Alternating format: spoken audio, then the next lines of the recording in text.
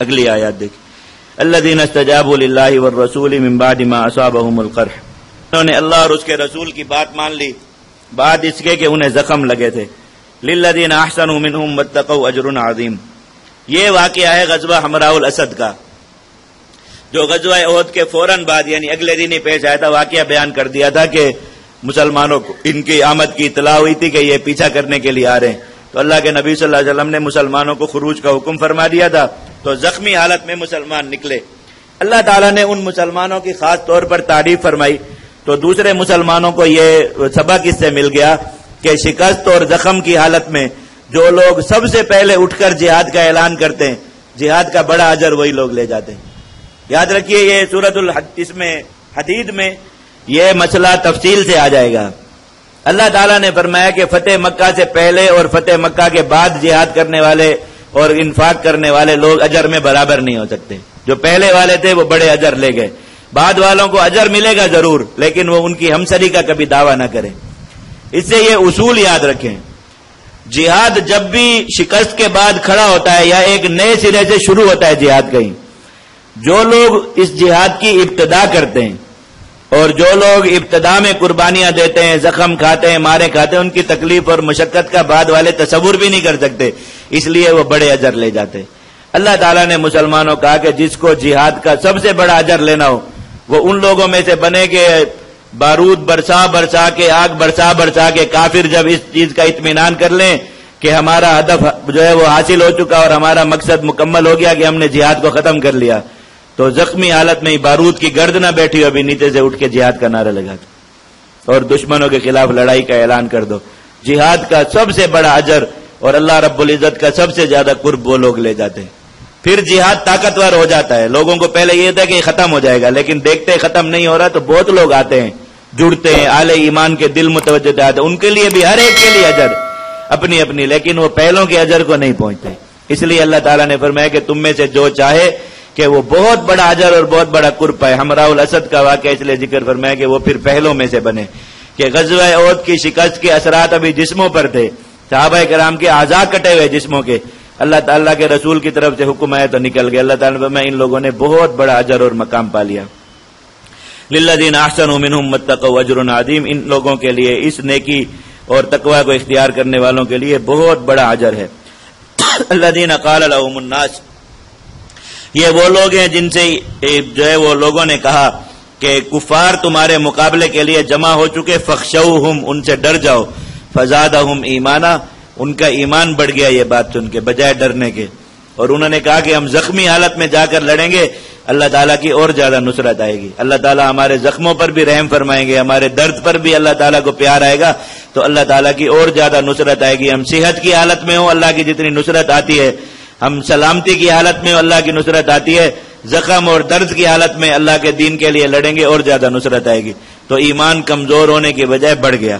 وقالوا حسبنا اللہ ونعم الوکیل، اور انہوں نے کہا کہ ہمیں اللہ کافی ہے، وہی بہترین کارساز ہے.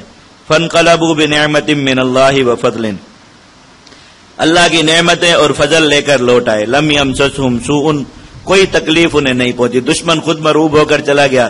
یہ حمراء الاسد کی وادی میں جا کر ٹھہرے. اللہ تعالیٰ نے نبی کریم صلی اللہ علیہ وسلم کو وحی فرمائی کہ اس علاقے کی مٹی میں اللہ تعالیٰ نے مسلمانوں کے لیے شفا رکھ دی.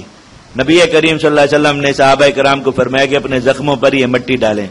تو جو مسلمان بھی اپنے زخموں میں مٹی ڈالتا تھا زخم کا نشان بھی محو ہو جاتا تھا، اور جو کٹے ہوئے اعضاء تھے وہ اسی مٹی کی برکت سے جڑ گئے. اللہ تعالیٰ نے اس مٹی کو ان کے لیے شفا بنایا. پھر مسلمان شفا یاب ہونے کے بعد یہاں مقیم رہے کچھ دن. کہیں سے تجارتی قافلے آ گئے اور انہوں نے ان سے مال لے کر تجارت کی. اللہ تعالیٰ نے انہیں تجارتی نفع دے کر بھیجا. تو احد کے جو باقی مسلمان مجاہدین تھے وہ غنیمت ان کے ہاتھ سے نکل گئی تھی. یہ جو لوگ حمراء الاسد میں چلے گئے اللہ تعالیٰ نے ان کو تجارتی نفع کے طور پر کچھ مال عطا فرما کر واپس بھیجا. تو دوسرے مسلمانوں سے دنیا میں بھی فرمایا تھا نا کہ دنیا میں بھی فآتاہم اللہ ثواب الدنیا وحسن ثواب الآخرہ. جو لوگ ثابت قدمی دکھائیں گے اللہ دنیا کا بھی انہیں اچھا بدلہ دے گا دوسروں سے، اور آخرت کا بھی. تو اللہ تعالیٰ نے دنیا میں بھی انہیں دوسروں سے بڑھ کر دے دیا، اور آخرت کے لیے بھی ان کا اعلان فرما دیا کہ جو لوگ اس حالت میں نہیں نکلے بعد میں نکلیں گے بھی تو ان جیسا اجر نہیں پا سکیں گے۔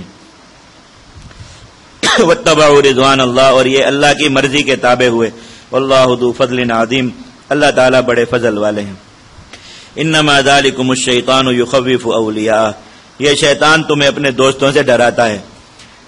شیطان ان مسلمانوں کے دلوں میں کفار کی طاقت کا رعب ڈالتا ہے، ان کی ٹیکنالوجی کا اور ان کے ساز و سامان کا رعب ڈالتا ہے، تو اس سے مسلمان یہ سوچنے لگتے ہیں کہ اتنے جو ہے وہ اسباب اور وسائل کے ساتھ ہم نہیں لڑ سکتے۔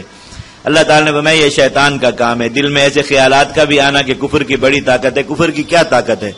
اور اللہ تعالیٰ جب اپنی طاقت کا اور معیت کا تمہیں یقین دلا رہے ہیں کہ تمہارے ساتھ ہے، اللہ کی طاقت کو کسی اور کی طاقت کے ساتھ تولنا یہ شیطان کا ہی وسوسہ ہو سکتا ہے، مسلمان کا کام تو نہیں ہو سکتا کہ اللہ کی طاقت آپ کے ساتھ اور آپ پھر سوچیں کہ امریکہ بہت بڑی طاقت ہے اور اس کا ایسا ساز و سامان ہے اور اس کی ایسی قوت ہے۔ تو فرمایا کہ یہ جو کام کرتا ہے شیطان کرتا ہے۔ اب انسانوں میں سے بھی کوئی آدمی اگر یہ کام کرتا ہے تو وہ شیطان ہی ہے، جو مسلمانوں کو کافروں سے ڈراتا ہے اور مسلمانوں کو یہ باور کراتا ہے کہ کافروں کے پاس بہت زیادہ جنگی ساز و سامان ہے، بہت زیادہ ان کے پاس اسلحہ ہتھیار ہیں، یہ ساری چیزیں یہ شیطان کا نائب ہے، شیطان کا خلیفہ ہے اور اسی کی نیابت میں مسلمانوں کو ڈراتا ہے۔